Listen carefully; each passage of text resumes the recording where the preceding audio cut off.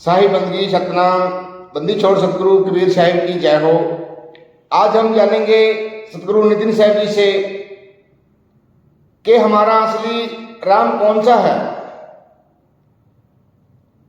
सतगुरु कबीर साहिब बता रहे हैं, एक राम दशरथ का बेटा, एक राम घट घट में बैठा, एक राम का सकल पसारा, एक राम त्रिभुवन से न्यारा। तो हमारा असली राम कौन सा है? आज सतगुरु नितिन साहिब जी एक सत्संग के माध्यम से हम सभी को बताएंगे कि हमारा असली राम कौन सा है। तो आपने सत्संग को पूरा विवेक लगा के और पूरी बुद्धि लगा के सत्संग को आपने सुनना है। तो ये राम कौन सा राम है? जिस राम के सहारे सारा संसार चल रहा है, उस राम के सहारे चींटी से लेके बेल मछली तक चल रही है। बिना उस राम के एक पत्ता नहीं हिल सकता। लेकिन वो कौन सा राम है, इसको समझना पड़ेगा। जो दशरथ जी के राम है पुत्र, वो केवल हिंदुओं की पूजा करने योग्य है। हिंदू पूजा करते हैं उनको, मुसलमान पूजा नहीं करता उन राम की, ईसाई पूजा नहीं करता उस राम की, सिख पूजा नहीं करता उस राम की, बौद्ध और जैन धर्म वाले नहीं पूजा करते उस राम की। वो केवल हिंदुओं का पूज्य देव है। लेकिन कबीर साहब क्या कह रहे हैं? एक राम दशरथ का बेटा, एक राम घट घट में बैठा, एक राम का सगल पसारा, और एक राम तीनों से न्यारा। अब चार राम आ गए यहां पे। अब कौन सा राम किसका है, कौन कौन से राम की पूजा कर रहा है, अभी समझ में आ जाएगा। कहते एक राम दशरथ का बेटा काया राम। जो बेटा है किसी का, काया किसी ना किसी की बेटा या बेटी है। आपकी काया भी किसी ना किसी का बेटा या बेटी है। तो पहला राम काया राम, एक राम दशरथ का बेटा काया यानी तन राम, एक राम घट घट में बैठा, वो कौन है? जीव राम। जीव, आपकी काया में आपका जीव, मेरी काया में मेरा जीव, सबकी काया में सबका जीव, जिसको जीवात्मा बोलते हैं। जीवात्मा नाम सुना ना, जीवात्मा, ये दूसरा राम है। यही जीवात्मा पहले राम को चलाती है, यानी आपका जीव आपकी काया को चलाता है। राम जी का जीव राम जी की काया को चलाता है। हनुमान जी का जीव हनुमान जी की काया को चलाता है। हम सब का जीव हम सब की काया को चलाता है। तो एक राम दशरथ का बेटा तन राम, एक राम घट घट में बैठा जीव राम, एक राम का सगल पसारा। ये कौन सा राम है? ये मन राम है। इसी ने सारा पसारा डाल रखा है, इसी ने सारा संसार बसा रखा है। किसी का एक छोटा सा मकान है, उसके मन में संतुष्टि नहीं है, अब वो पसारा डाल रहा है। एक नहीं दो मंजिली होना चाहिए, दो बना लिया। दो नहीं तीन होना चाहिए, तीन बना लिया। तीन नहीं चार पांच छह 100 मंजिली बना के बैठा है। किसी का एक छोटा सा खेत था, संतुष्टि नहीं हुई, एक से दो करूंगा, चाहे किसी को मार के करना पड़े। लूटना खसूटना शुरू कर दिया, ज्यादा हो गया मेरे पास, और ज्यादा हो गया, और ज्यादा हो गया। ये पसारा तीसरा राम, एक राम का सगल पसारा, और एक राम तीनों से न्यारा। अब वो कौन सा राम है? उसको परम आत्मा कहते हैं। परम इन सबसे परम, काया से परे, जीव से परे, मन से परे, वो है परम आत्मा। उसी को सत्य कहते हैं। परमात्मा ही सत्य है और परमात्मा के साथ जुड़ जाना ही सत्य का संग है। जो परमात्मा के साथ जुड़ जाते हैं वही सत्य संगी कहलाते हैं, और जो काया से जुड़ जाते हैं वो झूठ संगी कहलाते हैं, असत्य संगी कहलाते हैं। जो काया की पूजा करते हैं वो झूठ की पूजा करते हैं। क्यों?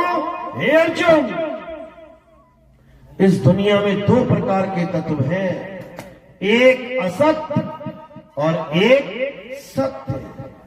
असत्य तो तुम शरीरों को जानो, क्योंकि शरीर पल पल बदलते हैं, ये सदा एक से नहीं रहते, ये जन्मते और मर जाते हैं।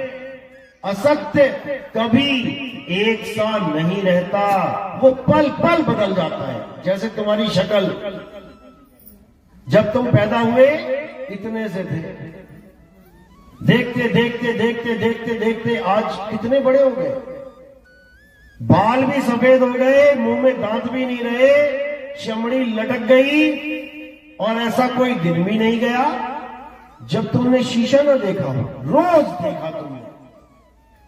जब से तुमने होश संभाला कि घर से बाहर कंघी करके निकलना चाहिए, मुंह साफ करके निकलना चाहिए, क्रीम लगा के निकलना चाहिए, पाउडर बिंदी लगा के, तब से लेके आज तक तुमने रोज शीशा देखा, लेकिन तुम माया की गति को नहीं पकड़ पाए।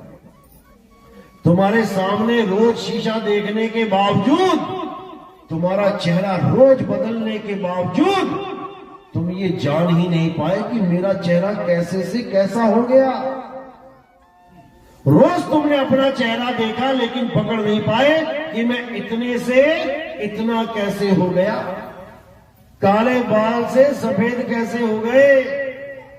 ये माया ने ऐसी धीमी गति से बदलाव किया कि तुम्हें पता ही नहीं लगा कि तुम 50 साल के 60 साल के होके बैठे हुए हो।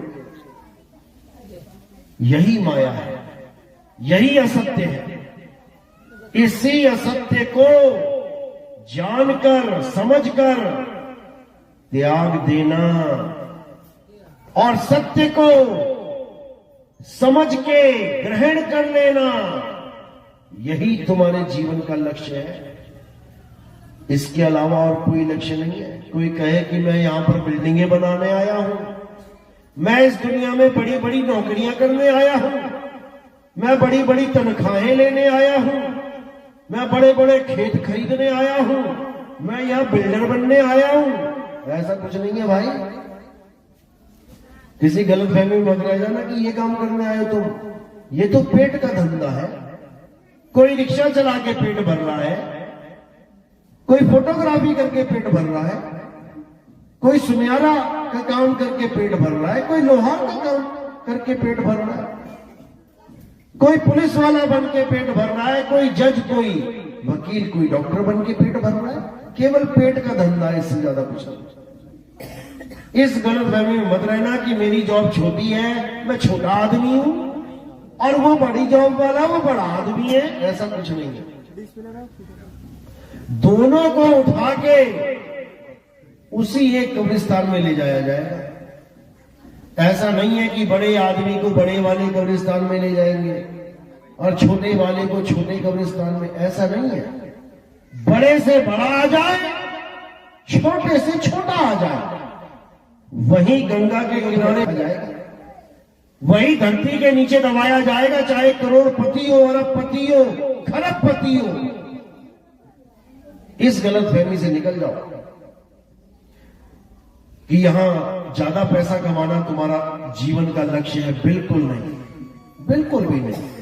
जो जितना ज्यादा कमा लेगा उसकी उतनी दर्दनाक मौत होगी, याद रखना। उसकी उतनी ज्यादा टेंशन होगी कि इतना पैसा कमाया, मेरी मौत हो रही है, मैं क्या करूं, खर्च भी ना पाया, अब ये जो मैंने सारी उम्र में पैसा कमाया था अब रिश्तेदार लूट लेंगे, रिश्तेदारों के पास चला जाएगा ये सारा माल,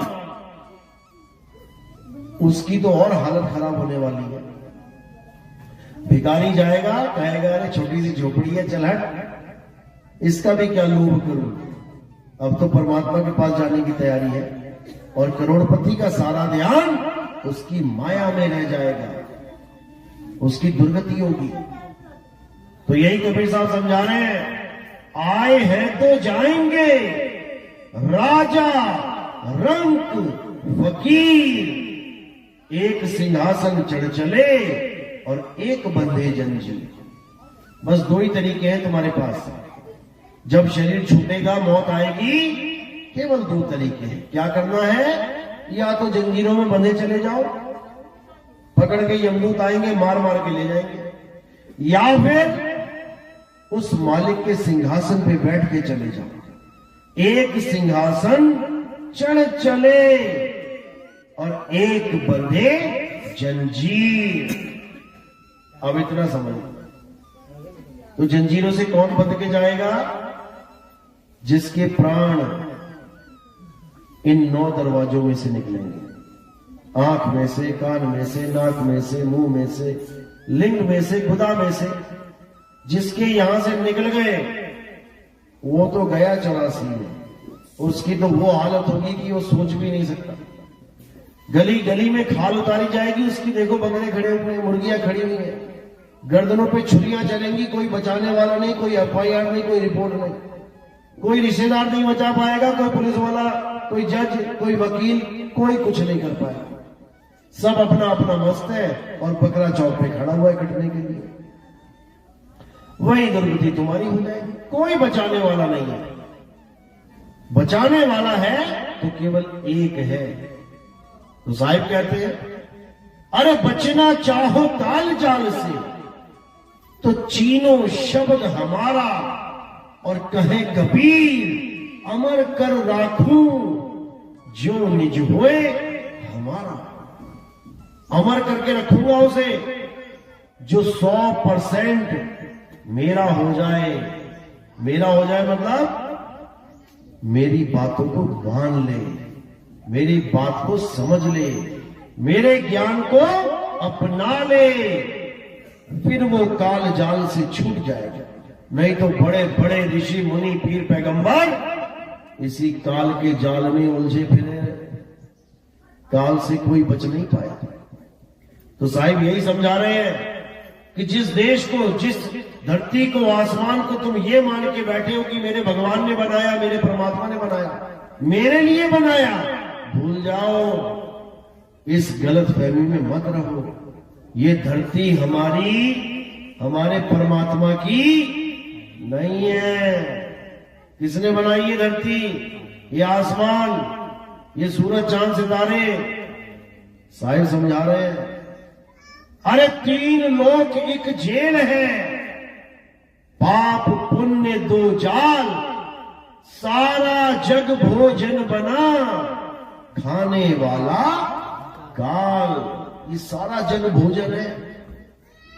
जैसे तुम खेतों में लगा दो गाजर मूली, तुम ही लगा रहे हो, और उखाड़ने कौन जा रहा है? तुम ही जा रहे हो। जिसने ये खेत सजाया है वही उसको उजाड़ने जाता है। तुमने फसल लगाई गेहूं की, बड़ी अच्छी बात है, लगा दी, लहला रही है, अच्छी बात है, पक गई, अच्छी बात है, अब काटने भी तुम ही जा रहे हो।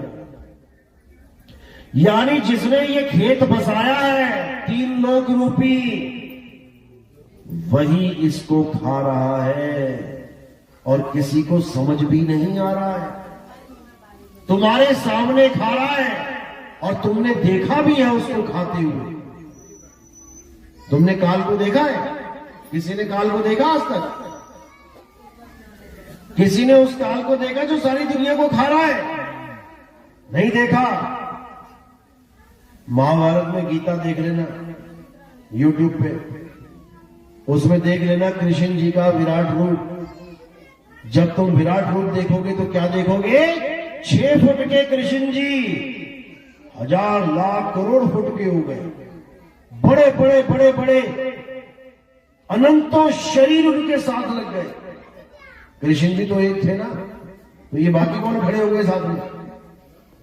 इतने सारे शरीर खड़े हो गए कि अर्जुन हाथ जोड़ के कांपने लगा, प्रभु मेरी हालत खराब हो रही है, ये कौन हो आप?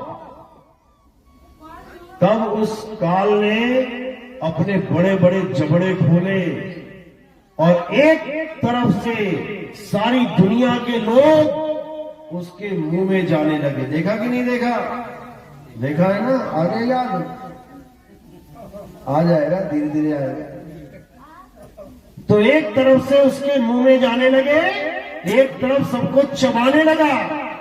तुम्हारी मां, तुम्हारा बाप, तुम्हारे बच्चे, तुम्हारी बहन, तुम्हारे पड़ोसी, तुम्हारे गांव वाले, तुम्हारे शहर वाले, तुम्हारे देश वाले, तुम्हारे संसार के जितने भी लोग हैं, सब उसके मुंह में जाने लगे और सबके सिरों को चूरा बना बना के वो चबाता रहा। अर्जुन कहता, महाराज सारे संसार के लोग आपके मुंह में जा रहे हैं, सारी कौरवों की सेना आपके मुंह में जा रही है, यहां तक कि हमारे बड़े बड़े योद्धा वो भी आपके मुंह में जा रहे हैं। इन्हें तो छोड़ दो, ये तो सत्य के लिए खड़े हैं, ये तो धर्म का युद्ध कर रहे हैं, अधर्म से लड़ रहे हैं, इन्हें तो छोड़ दो। तो क्या बोला उन्होंने? हे अर्जुन, तुम 5 के अलावा सब मारे जाएंगे, सब। तो क्या 5 बच गए? ये तो एक छलावा है, धोखा है। ये 5 बच गए, वो 5 भी मारे गए। कहां मरे जाके? हिमालय पे। हिमालय भी मरे 5 जाके, साथ में द्रौपदी भी मरी और वो कुत्ता भी मरा जो साथ में गया था। और तुम्हें हैरानी होगी कि जब युधिष्ठिर ने जाके देखा स्वर्ग में, यहां तो मेरा कोई भाई है ही नहीं, यहां द्रौपदी है ही नहीं, ये कहां चले गए? तो यमराज उनको नरक में लेके गया। कहता, ये बैठे तुम्हारे भाई नरक में, अर्जुन नरक में, नकुल सारे नरक में, भीम, सहदेव सारे नरक में, द्रौपदी नरक में बैठे। दिमाग चकरा गया, ये क्या हो गया? क्यों नरक में बैठे हैं? इसकी कहानी आपको कभी और सुनाएंगे। और जब कौरवों को देखा तो सारे स्वर्ग में बैठे थे, अब ये स्वर्ग में क्यों बैठे, इसकी भी कहानी कभी और सुनाएंगे। तो काल कौन है? वही काल है जो सारे संसार को खाता है, और कह के खाता है, बता के खाता है, और तुमसे गवाता भी है। तुम गाते भी हो, मारने वाला है भगवान, गा रहे हो, बचाने वाला है भगवान। बताओ, एक ही आदमी मार भी रहा है, बचा भी रहा है, तो ये क्या खेल चल रहा है भाई? हमने तो ये सुना था कि मारने वाले से बचाने वाला बड़ा होता है, हमने तो ये सुना था। यहां तो कहानी कुछ और चल रही है। खुद ही बस्ती में आग लगा दो और खुद ही पाइप लेके पहुंच जाओ, खुद ही लोगों के तेजाब फेंक दो और खुद ही मलहम लगाओ। इतना बड़ा धोखा इस जीव के साथ। लेकिन कबीर साहब समझा रहे हैं कि ये काल बहुत होशियार है मेरे भाई, इस काल से बच लो। ये मौका मिला है, एक मौका है इंसानी जन्म। अगर इस इंसानी जन्म में तुम बच गए तो समझ लो कि बेड़ा पार हो गया। नहीं तो उसके बाद ये इंसान जन्म भी नहीं देता। 84 लाख बार घुमाएगा तुम्हें कुत्ता बिल्ली बना के, गली गली में तुम्हें सुअर बिल्ली कुत्ता नाली का कीड़ा बना के घुमाएगा। ये मत सोचना कि तुम्हें बार बार इंसान बना देगा। इंसान बनाने से तो इसकी हालत खराब हो जाती है, डर जाता है। इसीलिए 84 लाख के बाद एक बार इंसान जन्म मिलता है। इतनी क्या प्रॉब्लम है भैया, ये एक ही बार इंसान बना रहे हो? बना दो 84 लाख में कम से कम 50-60 हजार बार, क्या चला जाएगा तुम्हारा? क्यों 84 लाख के बाद एक बार इंसान बनाया जा रहा है?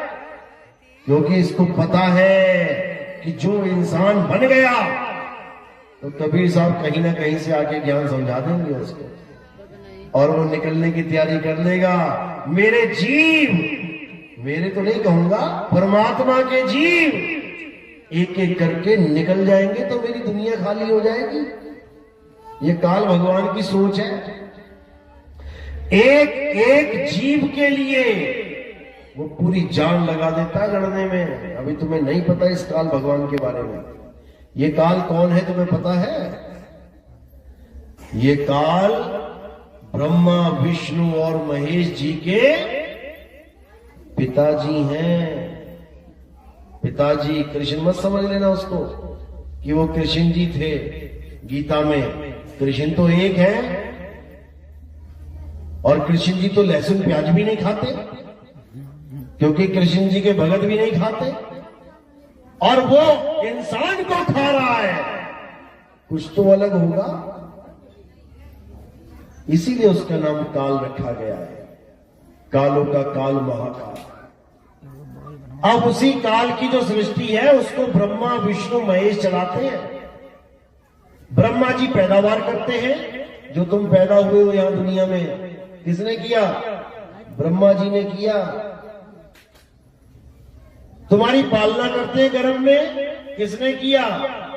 विष्णु जी ने किया। और तुम्हारा संहार करते हैं हार्ट अटैक लगा के, कौन करता है? शंकर जी करते हैं। ये जो दिल की धड़कन है, इसको रोकना शंकर जी का काम है। अगर वो अपना काम पूरा ना करे तो डॉक्टर सर्टिफिकेट नहीं दे सकता तुम्हें, डेथ सर्टिफिकेट। जो शंकर जी का डमरू है वो यही है। ये जो डम डम डम डम डम डम दिल धड़क रहा है तुम्हारा, ये शंकर जी का डमरू है। जब तक ये डमरू चल रहा है, यानी शंकर जी ने कांड नहीं किया, तुम्हारा खात्मा नहीं किया। और जब तुम्हारा खात्मा होने वाला होता है, तब यही दिल तांडव करता है, डम डम डम डम डम डम डम। देख लेना कभी कहीं तुम्हारा झगड़ा हो जाए, किसी से कोई लफड़ा हो जाए, गाली गलौज हो जाए, मारपीट हो जाए, अपने दिल पे हाथ लगा के देखना, ये 10 गुना स्पीड से भाग रहा होगा। यही तांडव है। और तांडव करने के बाद एक का सफाया हो जाता है, मार दी गोली। तो शंकर जी का काम संहार करना, ब्रह्मा जी का पैदावार करना, विष्णु जी का पालन करना। ये तीनों किसके हुक्म में काम कर रहे हैं? अष्टांगी माया के हुक्म में। माया ही इनको हुक्म देती है कि ये सारे काम करो। इसके बारे में तुम्हें कहां मिलेगा पढ़ने को? श्रीमद् देवी भागवत महापुराण, पुराण पढ़ो। श्रीमद् देवी भागवत महापुराण में जब तुम पढ़ोगे तब तुम्हें समझ में आएगा कि माता ही ब्रह्मा विष्णु महेश को पैदा करती है और तीनों की ड्यूटी लगा देती है कि ब्रह्मा तू ये काम करेगा, विष्णु तू ये काम करेगा, शंकर तू ये काम करेगा। अब वो पूछते हैं माता किसके लिए ये काम, किसके लिए करें? हमारे पिता कौन है? तो पिता के बारे में सारा ज्ञान छुपा लेती है। कहती है मैं ही हूं पिता और माता, मैं ही हूं तेरा पिता और माता। उसका नाम छुपा लेती है जो उनका सच में पिता है। कौन है वो? अलख निरंजन। अलख निरंजन ही ब्रह्मा विष्णु महेश के पिताजी हैं। नाम तुमने जरूर सुना होगा जीवन में कभी ना कभी, एक बार तो सुना होगा। किस किसने सुना है ये? हाथ खड़ा करोगे अपने पूरे जीवन में। अलख निरंजन सबने सुना होगा, ऐसा कोई है ही नहीं जिसने नहीं सुना होगा। लेकिन कोई जानता नहीं इसको। जैसे ब्रह्मा विष्णु महेश जी का नाम आपने सुना है हजारों बार, ऐसे ही अलख निरंजन का भी नाम आपने जरूर सुना होगा, लेकिन इसकी जानकारी देने वाला कोई है ही नहीं, कोई बताने वाला नहीं है कि ये ब्रह्मा विष्णु महेश के पिताजी हैं। और यही काल है। तुम्हारा बेटा मर गया, कहां गया? काल के मुंह में चला गया। तुम्हारे पापा मर गए, कहां गए? काल के मुंह में चले गए। जितने लोग मर रहे हैं सब काल के मुंह में जा रहे हैं, क्योंकि उसका काम ही यही है, पैदावार करवाना और खाना। अब कबीर साहब समझा रहे हैं कि इस काल निरंजन से अगर तुम बचना चाहते हो तो एक ही तरीका है।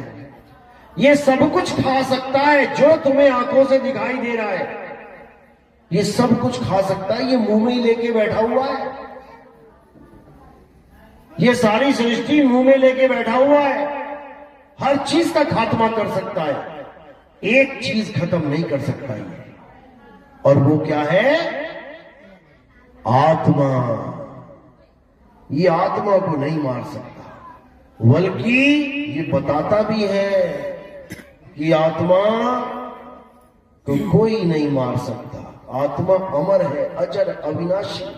लेकिन बताने के बाद भी कोई समझ नहीं पाता इस बात को। अब और कुछ नहीं करना है, इसी आत्मा के ज्ञान को समझना है। क्या होती है आत्मा और क्या होता है शरीर, क्या होता है मन और क्या होता है जीव, अच्छी तरह समझना। ये चारों राम की कहानी यही है। हर शरीर, जो भी आप लोग बैठे हैं, चारों राम आपके पास है, बस आप पहचान लो उनको।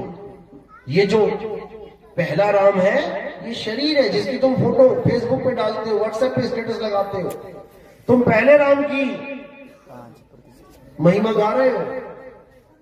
अब दूसरा राम कौन है? जो इसको चला रहा है। देखो जिसने हाथ उठाया, अगर ये जीवात्मा शरीर से निकल जाए तो ये हाथ ना उठ पाए, इसका मतलब दूसरा राम बैठा है बीच में। हो गए दो राम। अब तीसरा राम कौन है? जो तरह तरह की चीजें खिला रहा है तुम्हें, और तुम खा भी वही रहे हो जो उसको चाहिए। तुम्हारे सामने दो चीजें रख दी, रसगुल्ला और नमकीन। अब तुम कौन सी उठाओगे? जो तुम्हारा मन कहेगा, जो तुम्हारा मन चाहेगा। अब ये मन कौन है? ये तीसरा राम है, तुम्हारे अंदर बैठा हुआ है, और तुम्हें पता भी नहीं है कि मैं सारे काम उसी तीसरे राम के कहने पे कर रहा हूं। कोई तुमसे पूछे, भाभी आज कौन सी साड़ी पहनोगे, लाल या पीली? मेरा मन कर रहा है लाल पहन लेती हूं। आगे ना मन की गुलामी में। जो मन कह रहा है वही तुम कर रहे हो। आज मेरा मन कर रहा है मार्केट जाया हूं, आज मेरा मन कर रहा है कॉफी पी लूं, आज मेरा मन कर रहा है फिल्म देख के आऊं। सब कुछ तुम अपने मन के कहे पे कर रहे हो। तुम कर रहे हो किसके कहे पे? मन के कहे पे। तो तुम हो गए मन के गुलाम। तीनों राम समझ में आ गए? एक काया, एक जीव और एक मन। अब जो तीनों से न्यारा है वो है आत्म राम, जिसको परम आत्मा कहते हैं, जिसको अखंड परमात्मा कहते हैं। वो है असली राम। और उस राम को जानने के लिए हमें ऐसे गुरु की शरण में जाना पड़ता है। बैठने वाली है सर।